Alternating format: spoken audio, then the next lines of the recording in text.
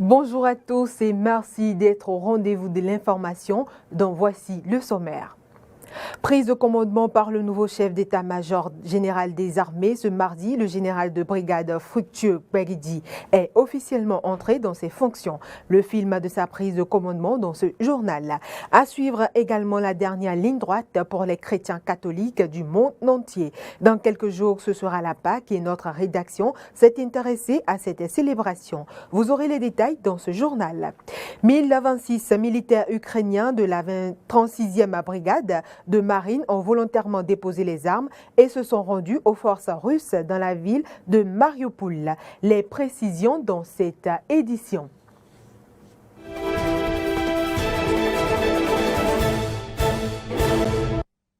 Bienvenue à toutes et à tous. Passation de charge ce mardi à la tête de la garde nationale. Le général Abou Issa laisse la place au colonel Kodjo François Amoussou. La cérémonie s'est tenue en présence du ministre en charge de la Défense nationale sous une pluie battante. Suivez cet élément de Frédéric Espoir Roumambou. La pluie subite qui s'est abattue sur Cotonou et ses environs n'a pas dilué l'ardeur des pelotons appelés à assister à cette passation. En effet, la Garde nationale, nouveau corps d'élite créé il y a quelques mois seulement, a été dirigée depuis sa création par le colonel Abou Issa. Aujourd'hui appelé à aller partager ses connaissances sur d'autres fronts, il laisse le drapeau à son autorité de tutelle, le chef de l'État, ici représenté par le ministre en charge de la Défense nationale. Et pour désormais porter ce flambeau, c'est le colonel Kodjo François Amoussou qui a été désigné. Et en prenant ses nouvelles fonctions, l'homme est bien conscient des nouveaux défis à relever. Les autres, ça s'est passé sous un soleil ardent, mais j'ai été béni et nous avons fait la cérémonie dans une bonne atmosphère. C'est un sentiment de fierté et de reconnaissance envers mes chefs qui ont bien voulu m'accorder cette confiance pour commander cette nouvelle armée qui est la Garde nationale. Elle est jeune, la toute dernière des armées, et nous, avec le concours de tous les autres personnels de cette unité, nous allons essayer de relever les défis et faire confiance à nos hommes pour relever les défis sécuritaires qui se posent à notre pays et les grandes missions que nos autorités voudront bien nous confier. A rappeler que le colonel Abou Issa, désormais général, est appelé à la tête de l'armée de terre en tant que chef d'état-major de cette composante de l'armée. Nommé en Conseil des ministres du 6 avril 2022, le capitaine de vaisseau Jean-Léon Olatunji est devenu officiellement le nouveau chef d'état-major des forces navales du Bénin depuis hier. L'homme a pris le commandement de sa troupe devant parents, amis et collègues sous les auspices du ministre en charge de la Défense nationale.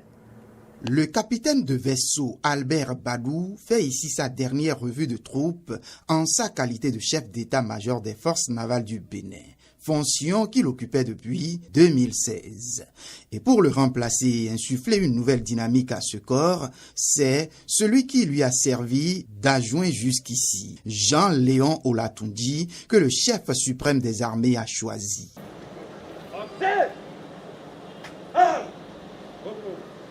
L'homme qui a pris donc le drapeau et le commandement de sa troupe ce mardi est du sérail. Il connaît donc les challenges qui doivent être désormais les siens. Les défis sont très énormes parce que le contexte que nous vivons actuellement, c'est un contexte d'insécurité dans l'espace de Golfe de Guinée, en partant des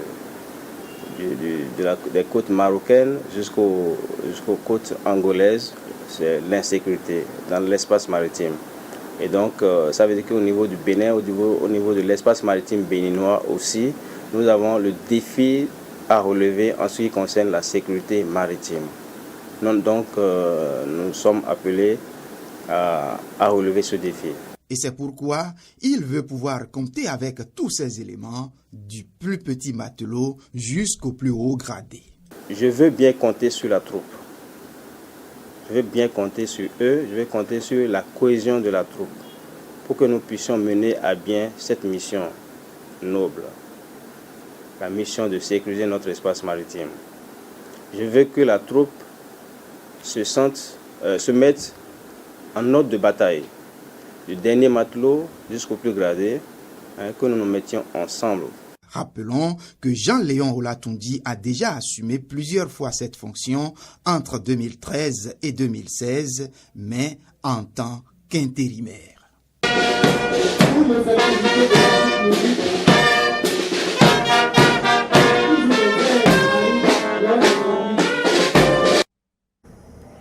Nous continuons toujours ce journal. Le ministre de l'Intérieur et de la Sécurité publique a procédé hier au lancement des travaux de la 16e conférence des chefs des services de renseignement et de sécurité des pays membres de l'initiative d'Accra.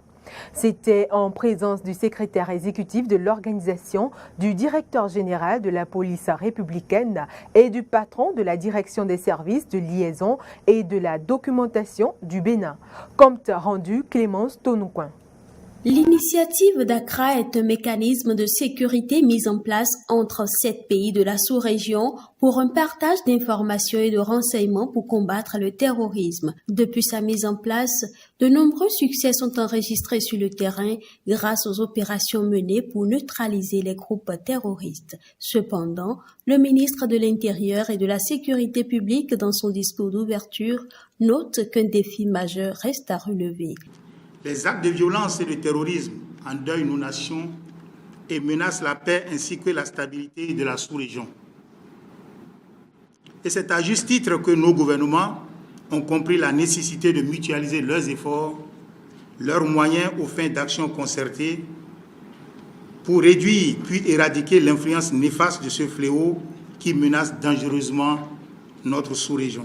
Force est de reconnaître que malgré les succès enregistrés sur le terrain grâce aux nombreuses opérations menées pour repousser voire neutraliser les groupes terroristes qui tentent vainement de briser le verrou entre le Sahel et les pays côtiers, un défi majeur reste à relever, celui de reprendre réellement l'initiative en menant des actions offensives de plus grande envergure. C'est d'ailleurs l'objectif visé par la décision de nos chefs d'État et de gouvernement de faire planifier et conduire l'opération Koudangou renforcée, qui demeure la première priorité de l'heure. La présente réunion fait suite à la conférence des chefs des opérations des pays membres de l'organisation tenue à Accra le mois dernier. Au cours des travaux, les participants auront entre autres à travailler sur la planification de l'opération Koudangou renforcée. Nos travaux doivent statuer sérieusement sur la planification de l'opération Koudangou renforcée, avec des recommandations pertinentes à soumettre à l'examen des ministres chargés de la sécurité et de la défense en vue d'un démarrage imminent de la dite opération. Notre rencontre devra par ailleurs permettre de rendre compte du niveau d'opérationnalisation de notre organisation et du point d'étape de l'élaboration des documents juridiques devant servir de socle à son édification. Aussi, l'occasion est-elle propice pour faire le point à mi-parcours de l'occupation des postes pays au sein du secrétariat exécutif. Je reste plus que convaincu qu'au terme de vos 2 journées de travaux, vous ferez des recommandations pertinentes susceptibles d'accélérer la marche vers l'atteinte de notre objectif, à savoir éradiquer de notre région cette gangrène que constitue le terrorisme. Cette 16e rencontre des services de renseignement et de sécurité se tient en prélude à la 8e session des ministres chargés de la sécurité de l'initiative d'Accra qui s'ouvre demain mercredi à Cotonou. Et pour finir en page nation, les chrétiens catholiques poursuivent leur marche vers la Pâque. Ils ont entamé dimanche dernier la semaine sainte avec la célébration de la fête des rameaux. Le père Hubert Kedowide, curé de la paroisse Bon Pasteur de Cotonou, nous parle de la Semaine Sainte pour les chrétiens. Je peux dire que la Semaine Sainte est pour le fidèle l'ultime rendez-vous d'un élan de dernière chance, puisque c'est l'aboutissement depuis le mercredi des cendres d'une reconquête. Nous sommes engagés pendant tout le temps de carême à un combat spirituel pour reconquérir le bien sur le mal, c'est ça. Et nous avons fait ça pendant 40 jours. Et à partir du dimanche des Rameaux, c'est comme si en regardant dans le rétroviseur, je me dis, c'est l'ultime semaine pour moi de tout faire pour que la victoire puisse être au bien. La victoire puisse être à la vie. La victoire puisse être à l'amour, à la joie. Donc, cette semaine, c'est comme la semaine où, même si on a perdu le temps, il faut maintenant un effort ultime. Ensuite, le triomphe pascal nous prépare à quelque chose de génial. Nous avons le pain. On dit, heureux les invités au repas de l'agneau. Seigneur, je ne suis pas digne de te recevoir. Dis seulement une parole. Donc, vous voyez, la parole de Dieu est au cœur de la préparation parce que cette parole est source de guérison. Alors, durant cette semaine sainte, c'est important pour le chrétien d'être à nouveau amoureux de la parole de Dieu, qui est source de guérison et de bienfaisance pour son être, afin de mieux préparer et mieux comprendre ce qui se déroule pendant ces jours-là. Ensuite, Dieu me donne son corps. C'est le lieu également de me situer par rapport à ce don. Suis-je vraiment préparé pour bénéficier entièrement de ce don qui donne la vie? Il dit, celui qui mangera de mon pain, de mon corps, et boira de mon sang, vivra pour toujours. Est-ce que j'en prends conscience de ce grand trésor que le Seigneur me donne? Le vendredi saint, c'est l'engagement vraiment à un jour de jeûne. Je dirais obligatoire pour toute conscience sensible à la grâce de Dieu. Et le jeûne, nous le savons, c'est la rupture radicale avec le mal. Ce n'est pas la privation simplement de nourriture. Toute la dynamique de la foi a un sens. Et quand le chrétien découvre ce sens-là, il rencontre quelque chose de merveilleux qui le comble entièrement et qui le prépare à jubiler d'allégresse dans la joie d'une libération totale de l'esclavage du péché et d'entrer définitivement dans la vie de Jésus-Christ pour toujours.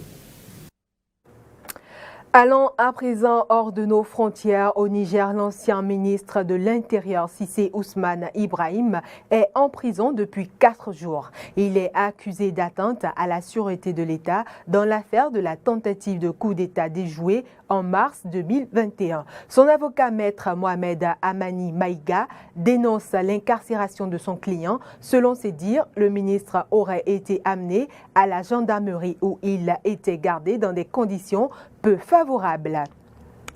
Et en Ukraine, en 1026 militaires ukrainiens dans la 36e brigade de marine ont volontairement déposé les armes et se sont rendus aux forces russes dans la ville de Mariupol. Assiégé depuis des semaines, a déclaré ce mercredi le ministre de la Défense russe. Notons que l'Ukraine n'ouvrira aucun couloir humanitaire, c'est ce qu'a déclaré un responsable du gouvernement accusant les Russes de violer les normes du droit international, ce qui rend la situation dangereuse. Les occupants ont bloqué les bus et dans les régions de Lugansk, violant ainsi le cessez-le-feu.